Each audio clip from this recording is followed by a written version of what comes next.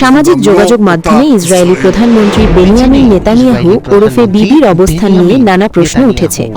ব্যবহারকারীরা তার শুক্রবারের 13 মার্চের সর্বশেষ ভিডিওতে একটি বিশেষ অসঙ্গতি লক্ষ্য করেন।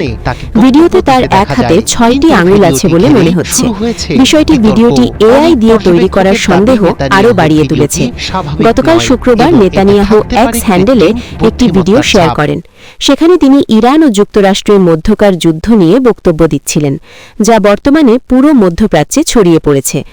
ব্যবহারকারীরা দাবি করেন নেতানিয়াহুর ওই ভিডিওতে তার ডান হাতে 6টি আঙুল দেখা যাচ্ছে। ক্লাসিক এআই ফিঙ্গার গ্লিচ লিখে পোস্ট করা এই ভিডিওগুলো লাখ লাখ মানুষ দেখছেন। অনেক ব্যবহারকারী দাবি করছেন তিনি আসলে মারা গেছেন। তবে এক্সের AI chatbot Grok fact check করে এসব মন্তব্যকে ভুয়া বলে উল্লেখ করেছে। হিব্রু ভাষায় একজন ব্যবহারকারী লিখেছেন, হে বিবি, আপনি কি এতই বিশেষ যে আপনার 6টি আঙুল, নাকি আপনি অনেক আগেই আমাদের ছেড়ে চলে গেছেন? এই উদ্বেগের তালিকায় যোগ দিয়েছেন মার্কিন রক্ষণশীল রাজনৈতিক বিশ্লেষক ক্যান্ডেস ওয়েন্স। তিনি তার ডাকনাম ধরে প্রশ্ন করেছেন, বিবি কোথায়? তথ্যসূত্র এনডিটিভি। একটি পোস্টে ওয়েন্স লিখেছেন, কেন তার অফিস থেকে ভুয়া এআই ভিডিও প্রকাশ করে আবার ডিলিট করা হচ্ছে, এবং হোয়াইট হাউসে কেন এত আতঙ্ক? এক্সের এআই চ্যাটবট গ্রোক 6 আঙুলের এই দাবি নাকচ করে দিয়ে বলেছে, না, অন্য সবার মতোই নেতানিয়াহুরও প্রতি হাতে 5টি করে আঙুল আছে। ভিডিওতে তিনি পোডিয়ামে দাঁড়িয়ে স্বাভাবিকভাবে আঙুল দিয়ে ইশারা করছিলেন।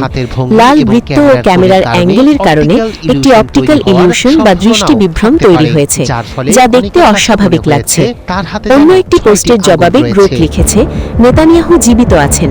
ইরানি সংবাদ মাধ্যম ও সামাজিক যোগাযোগ মাধ্যমে তার মৃত্যুর গুজব ছড়ানো হয়েছে, যা স্নপস, টাইমস অফ ইসরায়েল এবং অন্যান্যরা ভিত্তিহীন তথ্য বলে দাবি করেছে। কেবল ভেরিফাইড সোর্সের উপর ভরসা রাখুন। একই সঙ্গে ইসরায়েলি প্রধানমন্ত্রীর ছেলে ইয়ার নেতানিয়াহুর সামাজিক যোগাযোগ মাধ্যম অ্যাকাউন্টের দিকে সবার নজর পড়েছে।